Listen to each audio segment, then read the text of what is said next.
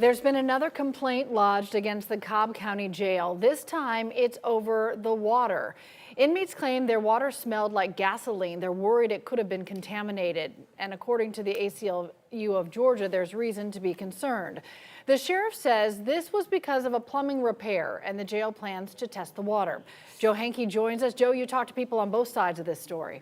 Well, Cheryl, the families of inmates who say they either smelled or drank the water do not want to speak publicly because their loved ones are still inside the Cobb County Jail right now as inmates. They took their concerns, though, to the ACLU of Georgia. The sheriff's office tonight says the organization is turning a minor plumbing issue into a crisis.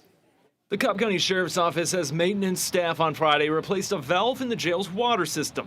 In a statement, the sheriff tells us on Saturday an inmate told the deputy the water in a housing area had a slight odor, and maintenance staff found a lubricant used to replace the valve had not been completely wiped down. The sheriff says guards moved 25 inmates to another housing area. We just want safety to happen at the Cobb County Adult Detention Center.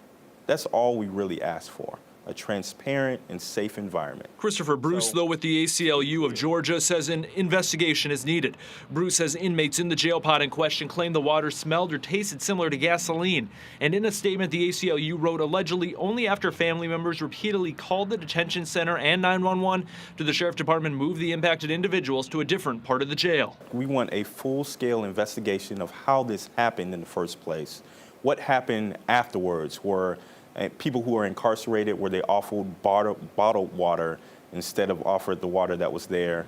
Bruce says if it isn't already, they want medical treatment to be offered to every inmate and staff member who is in the pod and test results of the water to be released. The sheriff's office confirms the water will be tested on Tuesday and inmates will not return to the housing area pending water quality tests. Sheriff Neil Warren wrote, once again, the ACLU is spinning a narrative of crisis and conflict when in fact a minor plumbing issue was repaired. Inmates were moved as a precaution and additional validation of water quality is being sought.